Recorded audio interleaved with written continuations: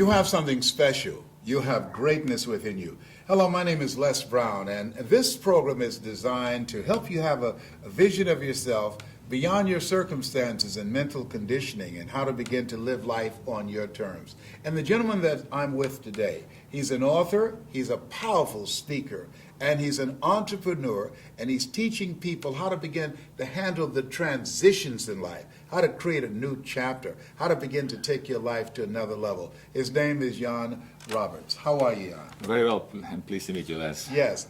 I want to ask you, what have you been doing professionally for the past few years? Professionally, I was in the oil business. I was an pipeline inspector, and I've done that for the last 31 years. 31 years, man. You look very young. Thank you, Les. Okay, but let me ask you, was that something that you enjoyed doing? Initially, yes, but as time went by, I started to enjoy it less and less. You know, they say that most people, over 86% of people, go to jobs that they don't like, and they still go and show up and show up. What happened when you got to the point where you said, I'm not going to do this anymore? What happened for you?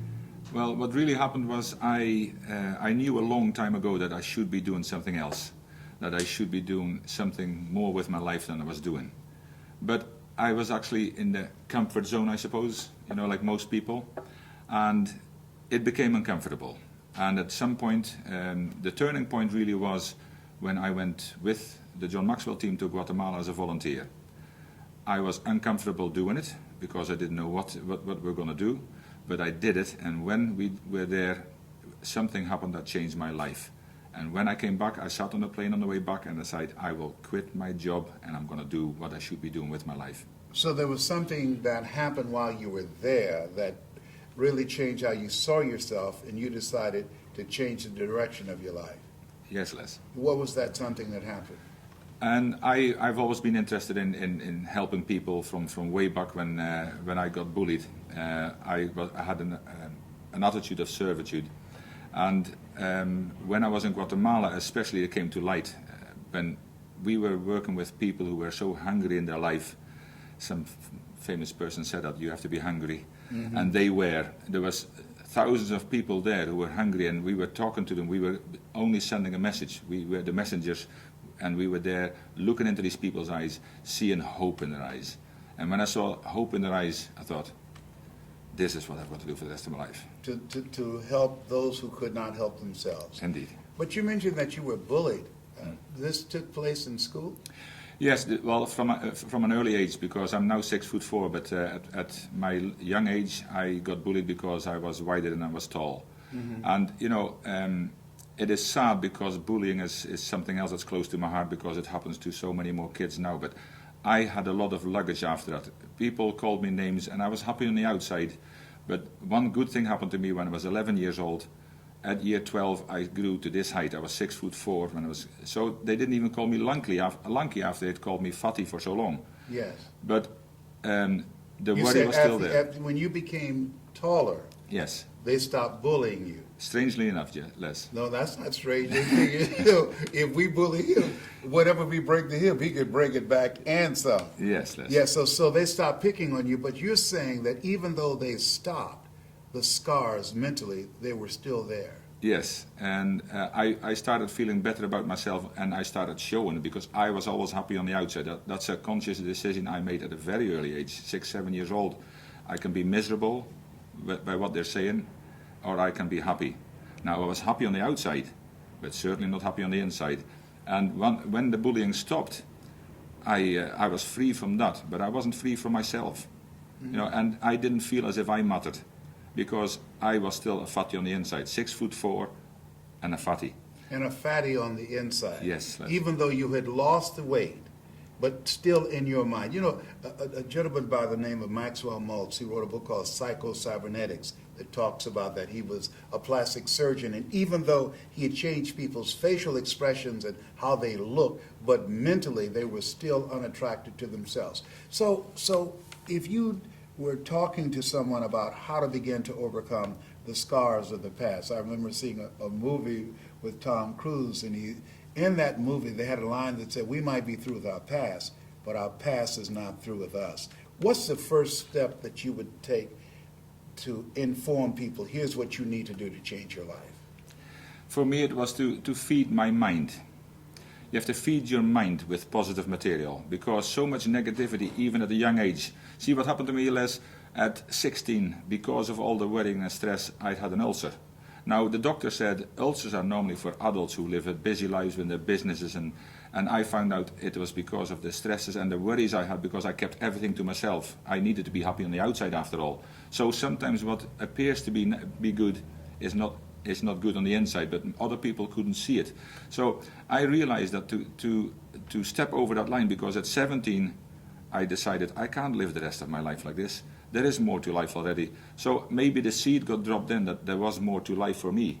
Mm-hmm. And by doing that, I stepped across that line and decided I cannot live the future like I lived my past, even though I was only 17 years old, but I decided there has to be more. So somebody handed me a book. Now, I didn't read books because it was for me a secondary language. I originally come from Holland. It was a secondary language, and reading for me was slow. But somebody handed me a book, and I could thank him for the rest of my life if I knew who it was, because it was a positive book. It had positive influences on me. I started feeding my mind. And I think most of us really need to feed our mind more than we feed our bodies. But we spend more money in a restaurant than we actually spend in the bookstore. Yes, and we need to begin to be more determined and dedicated and focused and deliberate in putting positive stuff in our minds. What else do you think that people should do in addition to feeding their minds so that they can change the direction of their lives?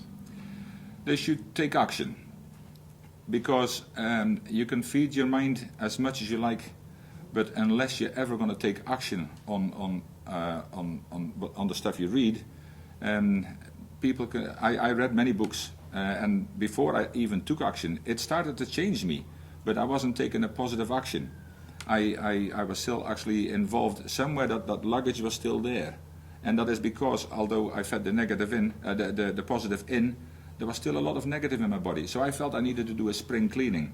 You know, and you know, yes. And I thought it's time, and the brush started coming through my body, and I said it's time. I keep feeding the positive material in, but I wasn't getting the negative out. So every time something happened, it was bang, you started thinking negative again, even though the positive was coming in. When I wasn't reading, I started listening to tapes. At that time there was no CDs yet, there was cassette tapes. I bought myself a cassette recorder so I could walk with these things. When I was outside. So you're investing in yourself. I did invest in myself, you know, heavily. Warren Buffett said in the middle of the recession, he was asked a question, what's the most important investment you can make? And here's a guy that's billions of dollars in real estate, billions of dollars in the stock market. He said the most important investment you can make is in yourself. Well, I want to ask you, you work on a job for 31 years. There's a new term in corporations called presenteeism. People are present, but they're not there. You decided to leave. Tell me about coming to that point of saying, I don't want to do this anymore. I want to do something different with my life. That's a great question, Les. Yes, it came to me quite easily, actually, because I stopped smoking as well about 6 years ago now. And people say things, it's hard, I can't stop. You're right, you can't stop if you say that. But for me, I was working towards it, and I made that decision. I made a decision in my mind first. And once I made a decision, the action was easy. But unless I did make that decision, and for my work as well, 31 years, it was comfortable. I was moving up. They made me a manager, which I didn't want, because I work with people, not with paperwork. So I stepped down again. That was my first step in the right direction. And then I decided that I had this urge inside of me that so long, it actually began to hurt. I called it my uncomfort zone. Most people call it a comfort zone because I was making more money and the money was good. I had no life because I was working to make a living, but not working to make a life. So, and I felt that if I was going to do something I was passionate about, I saw it in my father. My father has been a great example to me. We moved from Holland to Scotland with a family of 5 young kids. I was one of them. Doing something new. He has never worked another day in his life, and that's 37 years ago. So I had a great example. But also I felt that when I needed to do it, it's now or never. I mean, we always put these things off till tomorrow. But I also know we never know if we've got tomorrow. So I needed to do it because I had so much passion inside me, and I see people hurting. I thought, we need to help these people. You know, there is more. You need to have hope too. I have hope because I sorted it myself eventually. But some people, they're stuck in a place that they say, well, I don't know. But people matter. No, you matter. I tell them that. You know, do you realize this? You are a person the same as me. You can also do whatever you want once you decide to do it. And if you need help, we're there. It's a good point that people matter. Deciding to live a life that you can feel good about, that will allow you to live, is major, and that's what you've done. And now you're speaking to young people. You have a passion for helping young people to overcome bullying because you were bullied. Yes. And as an entrepreneur, you are working with people to teach them how to bring the best out of their team and how to help people work together.